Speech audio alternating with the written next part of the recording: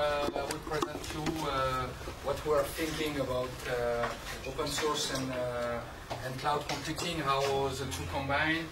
In fact, the question, does they have friends, does they have foes? So that's very important because we get this question very often. So that's us. As you see, we now making the 3/4 of our revenues outside France. So that's why we have some. There is some parallels with OW2. Originally, we were French, and now we have, for example, more German-speaking people in our company than French-speaking. So it's a big change for us. The advantage of being French is that we have been very early interested in the open source. So that's given us surely a very good way to analyze this market. And also, as we are the biggest European analyst company, we have also a very European view of cloud computing.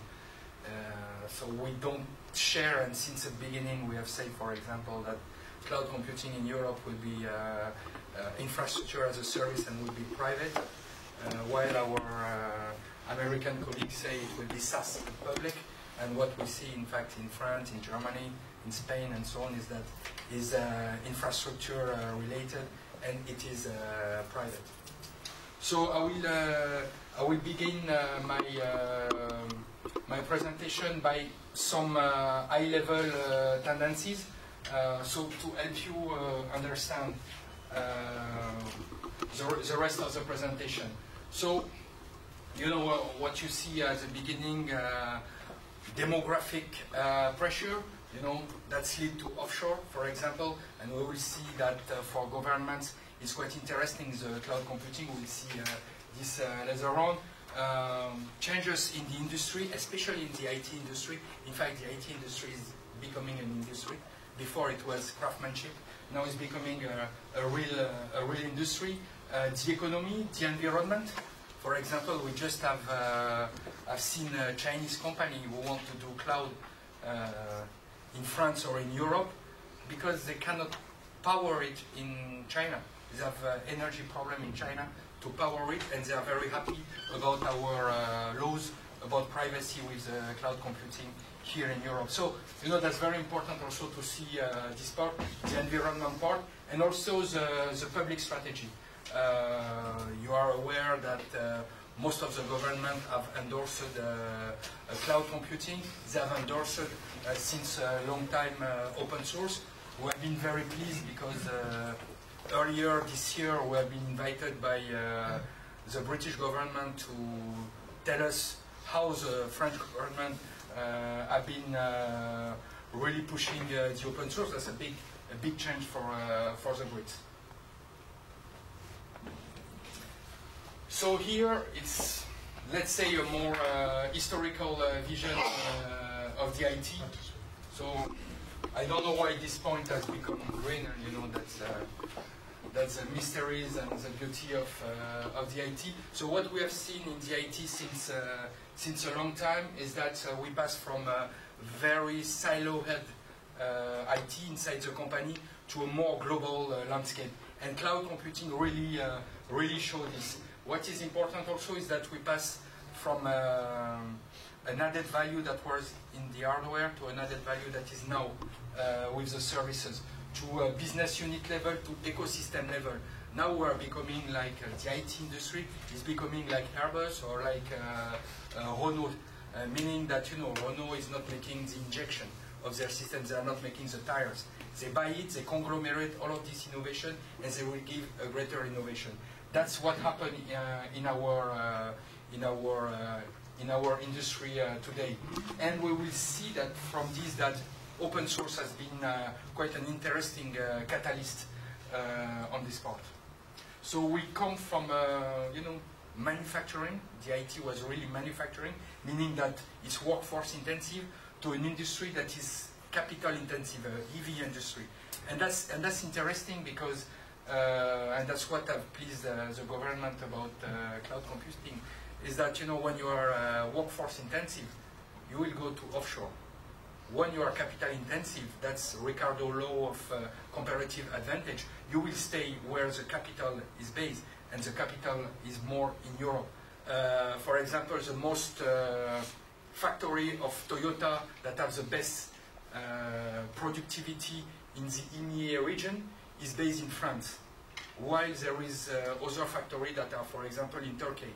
So, you know, in Turkey, the labor costs are lower, but in France, they have automated it to a large extent.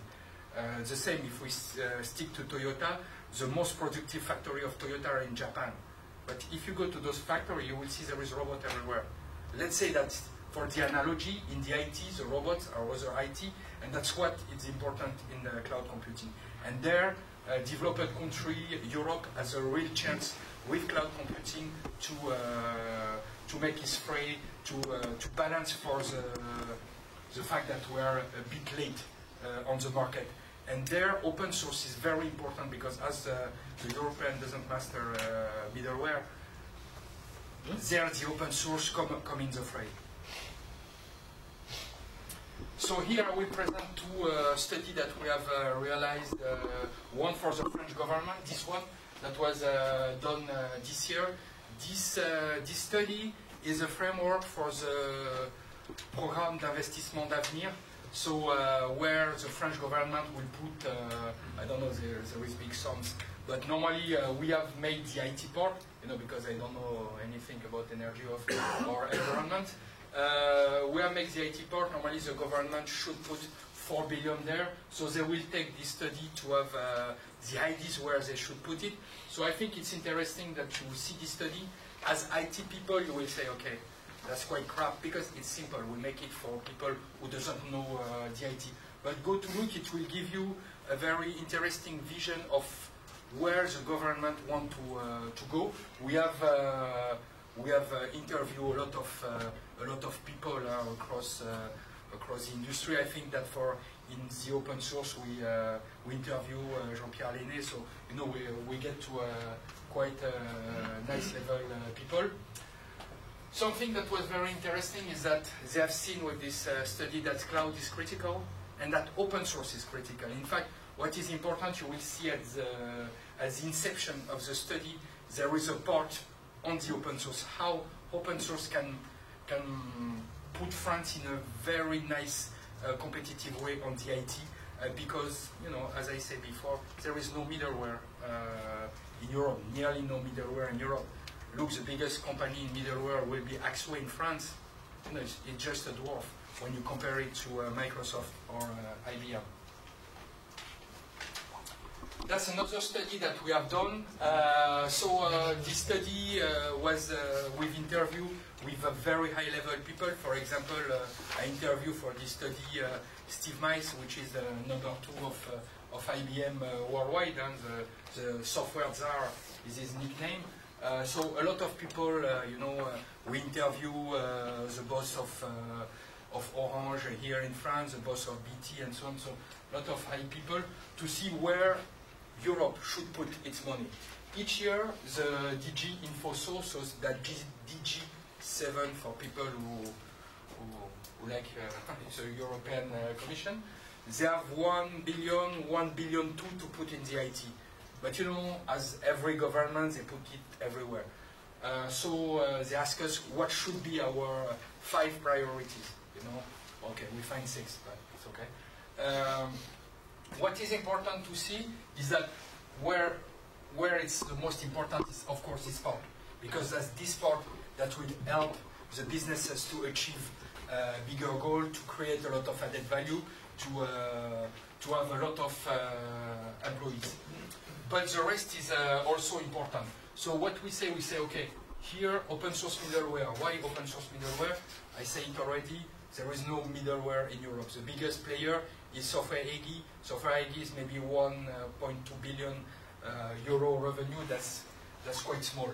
Cloud computing infrastructure, that's normal. That's a sense of the history. But if you want to achieve those red stuff, you have to manage the blue ones. So information management, very important. You are seeing this with the big data phenomenon, with the open data phenomenon.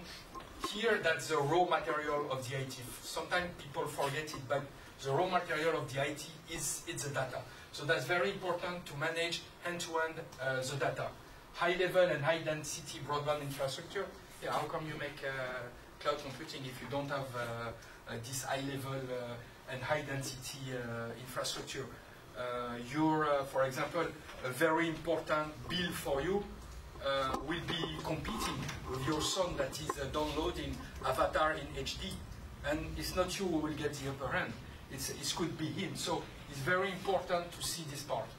And security, you don't do the rest if you don't have security. So security is a very key part, and we will get back to this after. So that's also another study we have done. I wanted to present you because it's quite important. So now I will put some data and facts around cloud computing, around open source, and how the two are interacting. So the open source market. So this market, we have done it for Europe. Clearly, France is a big guy in this market. France has started very early, especially with the administration. There is a study about Georgia Tech that has been done and that showed this also.